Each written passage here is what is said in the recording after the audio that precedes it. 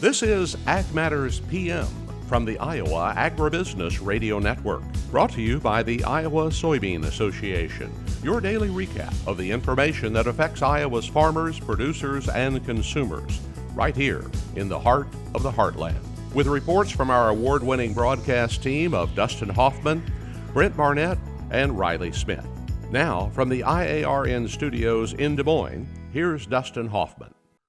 Welcome to Ag Matters PM from the Iowa Agribusiness Radio Network for Tuesday, April the 5th, 2022. I'm Dustin Hoffman. We're so glad you can join us. Coming up on today's show, Brent Barnett was recently down in Sheraton talking with a Minnesota agronomist about cover crops and some practices that we could enhance to be better at conservation farming. And I was in Clinton, Iowa to host a Spring Ag Roundtable. We'll also take a look at your weather outlook as well. But first, let's run down those markets. It's time now for the Ag Matters PM Closing Market Summary, your source for market analysis and settlement prices from the day's trade in Chicago, courtesy of the folks at agmarket.net. Well, it's time now to look at our wrap-up of today's markets, and for that, we talk with Matt Bennett of agmarket.net. Matt, thanks for taking the time to visit with us here today. Absolutely. Thanks for having me on, bud. All right, so what are we looking at the close of today's market session? Yeah, I'll tell you what, we've had pretty good markets here, especially, the corn market's just been off to the races since the report last Thursday. The low acreage number, I think, shocked everyone. And I think there's a lot of folks in the industry that feel like corn's got some work to do here. So essentially what you saw last week is actually December corn leading the way, whereas this week we're finally seeing that kind of bull spread action coming back to light. And so what I'm talking about is May and July are kind of gaining on September and Dece a little bit. Regardless, we're up across the board for corn, up across the board for soybeans as well, and the same type of actions going on, whereas we're gaining on the front months a little bit more so than what we're gaining on the back months. But regardless, it's been a good day on the board of trade here today. So what is really leading that upward momentum? I know we just came off that planning intentions report, and as quick as it turned around, WASDE sneaking up on us at the end of the week. So what are we looking at driving those markets ahead of that report? Whenever you look at how bullish the corn estimate was, I think the next thing the trade was going to look at is, how big of a impact is it going to make if we don't have a big crop? We always know it's going to make an impact, but what I'm talking about is what's going on in the Black Sea region, what's going on with Ukraine, and any talk of peace talks, maybe the war dying down a little bit, just seems to continue to be pushed off to the wayside. And so with that being the case, you've got a lot of question marks on how much corn is going to get planted, how much sunflower is going to get planted, because if you don't get the sun oil out of that part of the world, Ukraine usually puts at least 50% of that type of vegetable oil on the market, then world vegetable oil prices could skyrocket. And so you're seeing some strength in here, a lot of buyers coming in, not wanting to be short the market. I do think corn acreage kind of started this whole thing. It was the catalyst. And yes, beans have rallied Monday and Tuesday, but keep in mind, Dustin, that front month beans last week lost $1.30. In November, beans lost 90 cents. So a little bit of a short cover. I would call it short cover. It's more of a rally that's kind of coming back into equilibrium just a little bit. I think that you oversold the market somewhat. Now you've kind of brought things back to light just a little bit. I don't know that we're going to get back everything we lost on beans just yet, especially with 91 million acres forecasted. A question got asked to me, and I was going to ask it yesterday, but I'm going to ask you today. If we see increased global demand with everything going on in the Ukraine, and if South America's numbers just don't add up to what we normally would expect from them, is the U.S. poised to be able to make up the demand? I mean, we really can't ask for any shortcomings as far as weather or anything like that, but are we able to do that, and are we going to be able to balance that with any domestic demand issues we have? Yeah, essentially what you've got is that if we don't get much in the way of exports out of Ukraine, then the U.S. has to supply the world with corn. Anybody who wants corn on the world market is pretty much going to have to come out of the U.S. until mid to late June. And so Brazil's safrinha crop sure looks like it's going to be pretty good. We all know that the soybean crop out of Brazil was a bust as far as they go.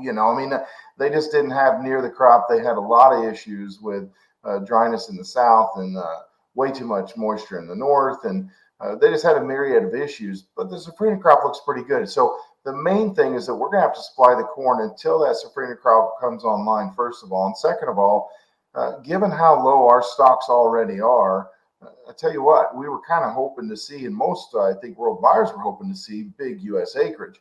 Is the U.S. poised to be able to make up for the deficiency, whether it's talking Ukraine or the Brazil crop? I think that obviously the producer is always up for that, and but it's very scary, Dustin, right now looking at the National Drought Monitor. I mean, when you compare 22 to the same week of 2012, I'll tell you what, 22 looks more ominous in the West and in the plains. I mean, there's a lot of issues when you get down into western, especially the west half of Kansas, down into Texas, Nebraska. There's some serious dryness, and if that continues to spread, then it's going to be problematic, because we need something in that 180 or above range in the U.S. as far as corn yields are concerned. If we don't get that, that's part of the reason market's already rallying. It's a futures market. People are looking at it in the future, putting some weather premium in. But I'll tell you what, you could blow the lid off of prices if you don't find a way to raise the trendline yield this year. And what about on the livestock side of things? I mean, what is going on with cattle and hogs? And I know you and I have also talked about the impact bird flu has been having on poultry and what that's doing to cattle and hogs at the same time. What are we seeing coming out of today? Well, today was kind of a rough day for protein, but whenever you look at corn up double digits for most of the day, and soybeans up double digits, wheat, you name it. I mean, most of your feed stocks were up, and typically when that's the case, you struggle with lean hogs and feeder cattle. Of course, fat cattle kind of followed along. I don't know, fats, let's see here. Fats, as far as the June contract is concerned, down to 133.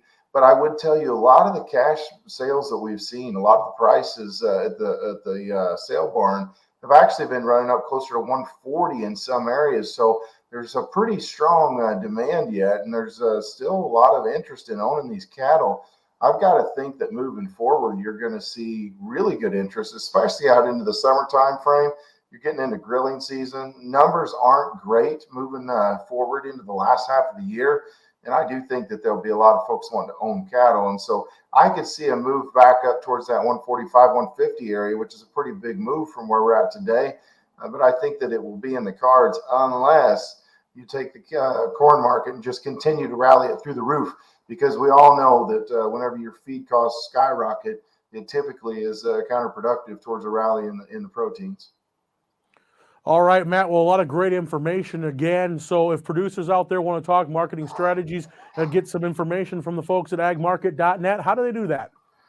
Yeah, just agmarket.net there on the web, or you could go to agmarket.app. You can find us any avenue that you find other apps, but you can get our technology, all the information as far as research that we put out, and then our contact info. So either one of those places is a really good place to get in contact with us.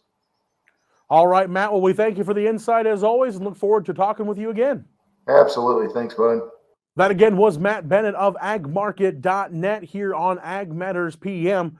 Let's go ahead and take a look at how those numbers closed, courtesy of the folks at Bar Chart.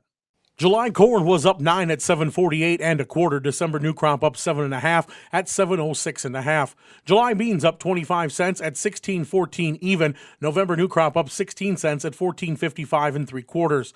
Soy meal for July up $10.40 at 458.20 per ton. Soy oil up 28 cents at 70.89.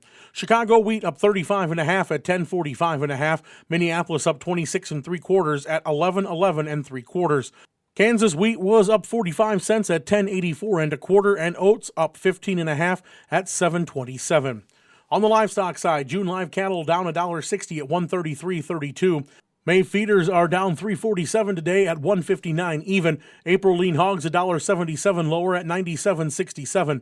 Pork cutouts $1.12 lower at 105.37, and Class 3 milk up 18 cents at 23.73. And that was our ag market recap here on Ag Matters PM. Stay tuned after this quick break from the Iowa Soybean Association and the Soybean Checkoff. Brent Barnett will join us to talk with a Minnesota agronomist about cover crops and 60-inch corn rows. Find out more after this. This is Ag Matters PM. Iowa Soybean Association is driven to deliver for Iowa's 40,000 soybean farmers. We're proud to provide objective agronomic research, a helping hand with soil and water stewardship, and timely industry news powered by the Soybean Checkoff. Learn more at iasoybeans.com. Welcome back to AMPM from the Iowa Agribusiness Radio Network. I'm Dustin Huffman. Well, cover crops and conservation farming practices are talked about almost regularly now in agriculture. Different ways of thinking are changing different ways of farming.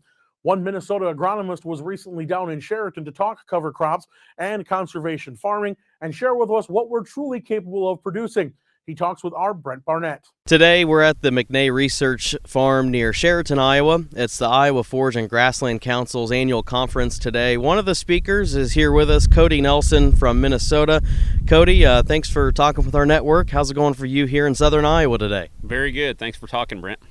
Absolutely. Cody, tell our listeners more about your farming background and what you do to help growers. Yeah, so I'll tell you, about 12 years ago, we planted our first cover crop on our farm, and throughout that time frame, I've been through the seed business, the cover crop seed business specifically, and kind of cycled through, did some consulting, and now back at the home farm where my wife and I and our 3 kids operate. We've got a cow-calf operation, we've got a seed stock business, and then we've also got a tree farm where we do all kinds of different stuff, agritourism.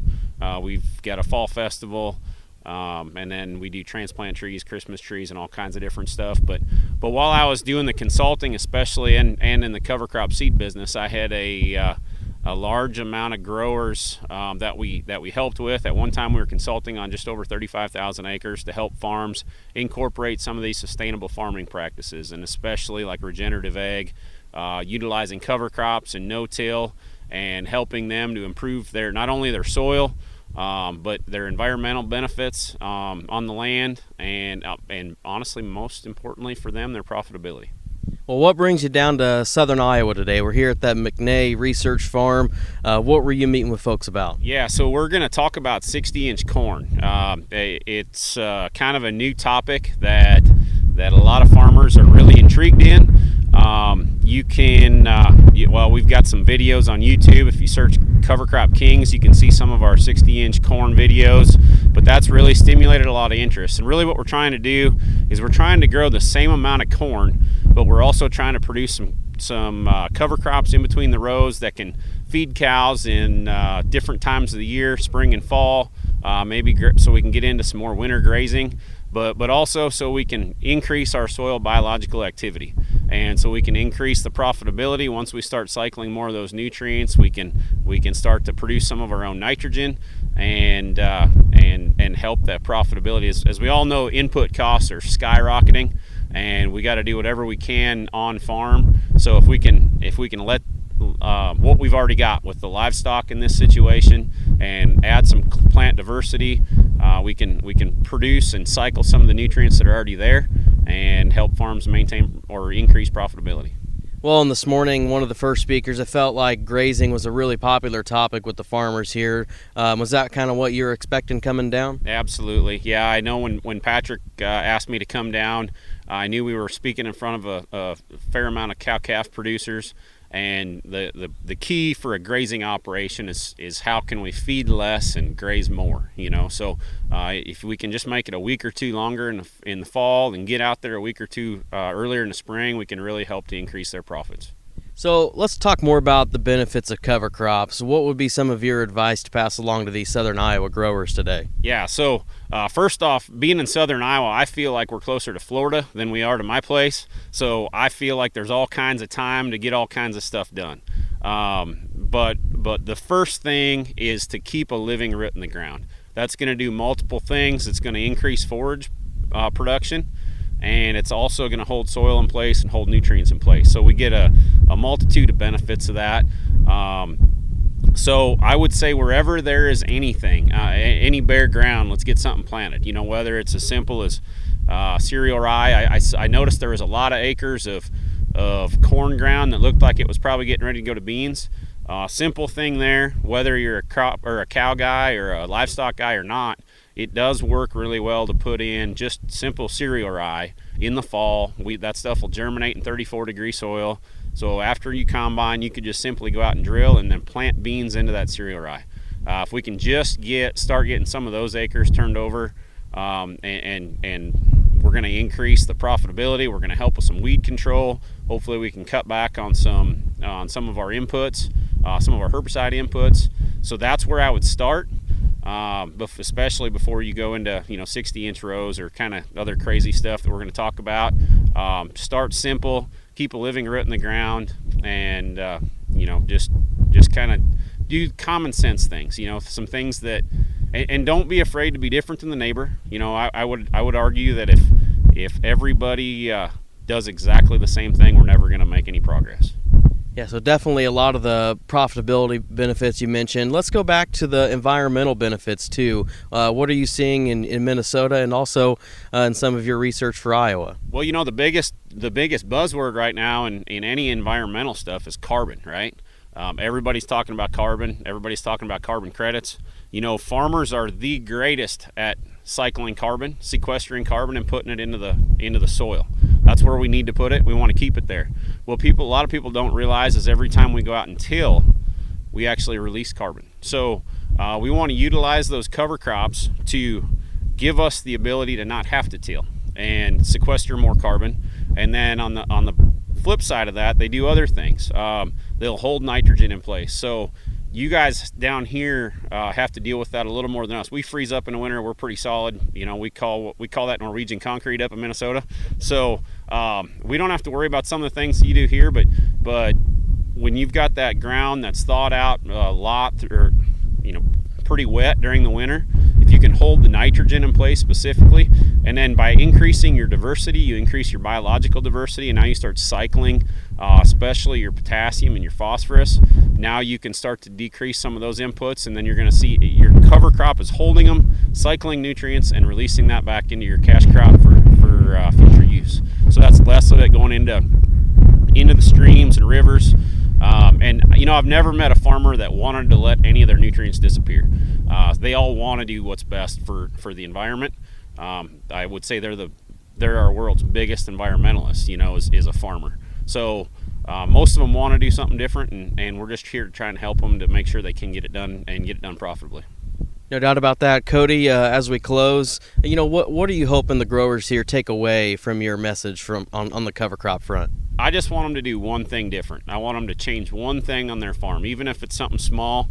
I want them to go out this year in 2022 and try and just make one small change. And if everybody can make one small change for the better, we're going to make this place better yet. Awesome. Cody, it was great to meet you. How can the listeners of this stay tuned to your work in Minnesota? Well, you can either follow us and subscribe to our YouTube channel, which is Cover Crop Kings. You can also look us up on soilrx.net. Thanks for coming by and talking with our network. All right, thank you. Well, thanks, Brent. That definitely gives us other ways of looking at some of our conservation farming practices and also just trying to help the soil health around the state. Now let's take a look at that ag weather outlook. Rain clouds darkened much of the state of Iowa here today. Of course, you can check your local listings for that, but we also saw the rain chances increase throughout the day. Now we are expecting to see the sun return again tomorrow with only a few chances of rain around the state. Let's take a look at what the National Weather Service has in store for us. Well, as you saw across most of the state, we were mostly cloudy with some better rain chances in the northern and central parts of the state. Highs ranged anywhere today from the low 50s to the mid 60s. Tonight, look for those rain clouds to give way and we'll see some clearing skies. Lows will be in the upper 30s to the low 40s. As we get into tomorrow, we'll see a chance for returning cloud cover in some of the southern portions of the state. However, we'll also see the sun return throughout most of the northern and central parts of Iowa. Highs will be in the mid-40s in the south to the mid-50s in the north. Now let's take a look at the affiliate weather map as we see tomorrow. Up in the Cherokee area, look for mostly sunny skies with some clouds rolling in off and on and a high of 59 degrees. Shenandoah will be seeing some more clouds in that southern part of the state and a high of 56. Over in Des Moines, we'll see sunny skies and a high of 53. Albia will also see sunny skies and a high of 56 degrees. Waterloo may see more clouds than sun, but there will still be both of them there and a high of 50 degrees. And Clinton looking for partly cloudy skies and a high of 56. For more detailed forecasts about what's happening in your area, tune to your local Iowa Agribusiness Radio Network affiliates. That's been a check of your ag weather outlook. Coming up after this short break, Riley Smith and I were in Clinton last week as I moderated the Spring Ag Roundtable for KCLN. We'll talk about the history of the program and also hear a few of the comments that were raised. This is Ag Matters PM. As we approach planting season, make sure you stay safe and share the road with your local farmers. Slow-moving tractors with large planters occupy a lot of space on the road, so stay patient and follow at a distance of around 50 feet. You should never, ever try to pass them at a bridge, intersection, hill, or curve. It's far better than putting yourself or someone else at risk. So please, stay safe and remember to tip your hat to your local farmer this planting season. This message was brought to you by your friends at the Iowa Agribusiness Radio Network. Welcome back to AMPM from the Iowa Agribusiness Radio Network. I'm Dustin Huffman. Last week, Riley Smith and I traveled over to Clinton, Iowa for the KCLN Spring Ag Roundtable. KCLN is one of our great affiliates at the Iowa Agribusiness Radio Network and hosts 2 of these roundtables in the spring and the fall each year. I've been moderating for the last 4 years at the Spring Ag Roundtable, where we talk about some of the topics that are important to Eastern Iowa and Western Illinois farmers. We're here in Clinton, Iowa today for the KCLN Ag Roundtable. They hold one every spring, every fall. We talked with KCLN's Chris Streets to talk about the history behind the show and also a little bit about what happens when we're at these things and some of the comments we heard. Chris, thanks for having us out first thing, and tell us a little bit about this program you do every spring, and I know you do it every fall as well. Absolutely. I appreciate you being part of it, and because if I had to moderate, we'd be in trouble. I know nothing. All I know about farming is I like to eat corn and potatoes and carrots and that kind of thing. But no, our Spring Ag Roundtable, this is about our probably 20th year, maybe. Yeah, about 20 years we've been doing this. The Clinton Sawmill Museum is nice enough to welcome us here and allow us to use their back room for our broadcast. But it's just an opportunity to bring farmers, politicians, ag specialists together and talk about what they're facing day to day, whether it's on the field, whether it's in the bank office with loans, wherever it may be. We get a chance to really dig into it, talk about it, and find out different perspectives from different people. And of course, with you guys covering Eastern Iowa, Western Illinois, obviously the rules and regulations sometimes differ just going across the bridge. And so getting that information out, I'm sure, has been vital to your listeners as well. Yeah, and it's amazing to me how different. You know, you can almost throw a rock across the river, but the world is completely different when you cross over that bridge. And so we do have representatives here from Whiteside County, Illinois. We've got Clinton represented well. We've got some folks from Southern Iowa coming in. So I try to spread that around so that we can get the perspective from both sides. Yeah. And with 20 years of doing this, I'm sure you've heard quite a bit in the tale of agriculture. We've done it all from high prices to low prices to floods to droughts to derechos and everything in between, and even a pandemic last year. Yeah. We did it via Zoom last year, a little bit different, but yeah, it was still a good time. And when you hear from the people out here, though, what kind of things are they talking about here in Clinton?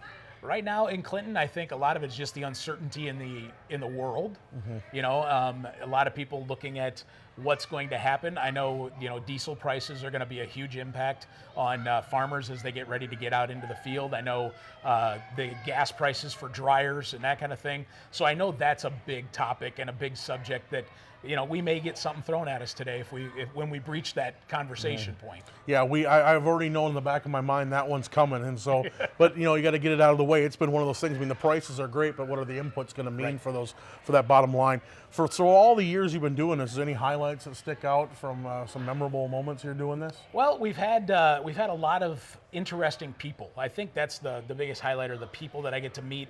The topics that they bring up. We've had Dave Loebsack's been here. We've had Chuck Grassley on part of them. We've had the Secretary of Agriculture here. So getting to talk to those folks on a very basic Clinton, Iowa level has been really kind of cool.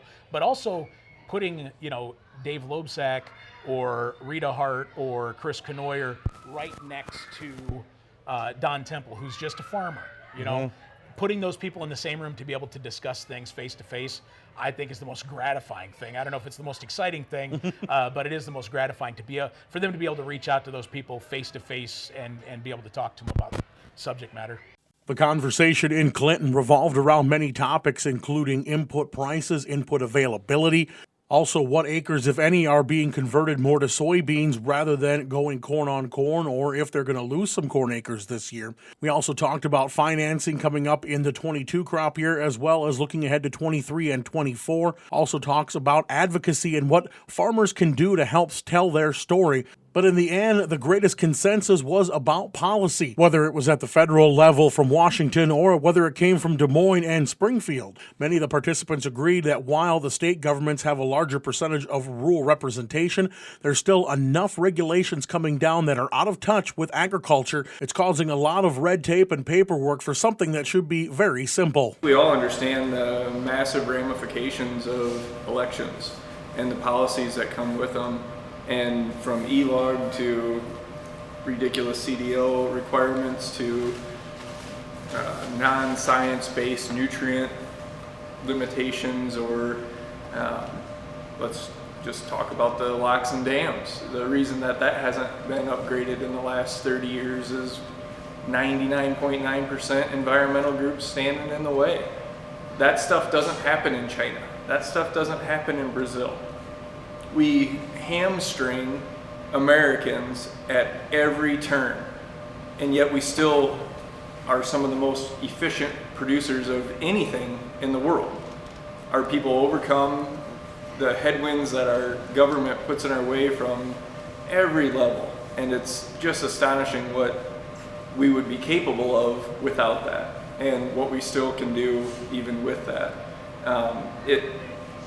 I look at the generations that have come before us and what they've been able to accomplish, and you think about folks changing quality of life. Well, a lot of times we wouldn't have to have these work situations if we didn't have the policies in place that forced so much consolidation and benefited large production of anything. The Amazons of the world. Look at all of the federal policy that incentivizes consolidation in any industry. We have 4 main beef packers. We have 3 main seed suppliers. When a small regional conflict in Ukraine can triple our fertilizer prices on top of a tariff administration for Mosaic, phosphate doubled at the announcement of that. The realization that there are so few players that control so much power is 100% because of federal policy. And it's not just secluded to one side or the other, but the ridiculous amount of regulation that is encumbering Americans across the board is just, I think we're all numb to it. It's so prevalent that we don't even know where to start to try and peel it back. There, I didn't swear. That was pretty good. Pretty proud of you. Oh my God, that's just frustrating. It was very well said. I mean, it's a challenge right now, and when you talk to the big suppliers in that space, and that they control a third of the fertilizer in the country or whatever, and they still say their hands are tied. Well, how? I mean, how are you having that much issue when you are the only people that we can talk to on this issue? But people are afraid to make big changes and make big swings. But I mean, it's true. I saved a video from a long time ago from TikTok or whatever I was wasting my time scrolling through, and these farmers in Brazil are driving their combines over log bridges, and they're still beating us. They're still beating us in production, and I mean, they have to run, they can run triple long semis all the way across their country to get to an ocean, and they're probably hauling 2,500 bushels at a time, and we're strapped to 1,000 bushel at a time, and that's where efficiency and regulation really starts biting us, because in this trucking shortage, we have a beautiful interstate right through this state. How come Kansas can be running double and triple trailers across their state, and we can't find out a way to do that to our rivers and create efficiencies and remove some of that dependency on people and so forth. So Dustin said it really well. There's just a lot of consolidation that has been forced and has created a lot of challenges. Again, was Ag Roundtable for the spring. Looking forward to being back again next year. A lot of great discussion, as always, with the folks in eastern Iowa and western Illinois. And we'll be looking back for that again here in March. I'm Dustin Huffman with Riley Smith here in Clinton. This is Ag Matters PM from the Iowa Agribusiness Radio Network. And that's it for this episode of Ag Matters PM. You can find all of our content online at iowaagnet.com. You can also follow us on Facebook, Twitter, Instagram, LinkedIn, as well as find all our video projects and previous episodes of AMPM on our YouTube channel. Don't forget to subscribe to our free twice daily market podcast through Google, Apple, Amazon, Spotify, and Podbean. From the IARN studios in Des Moines, I'm Dustin Huffman. On behalf of Brent Barnett and Riley Smith, thanks for watching. This has been Ag Matters PM.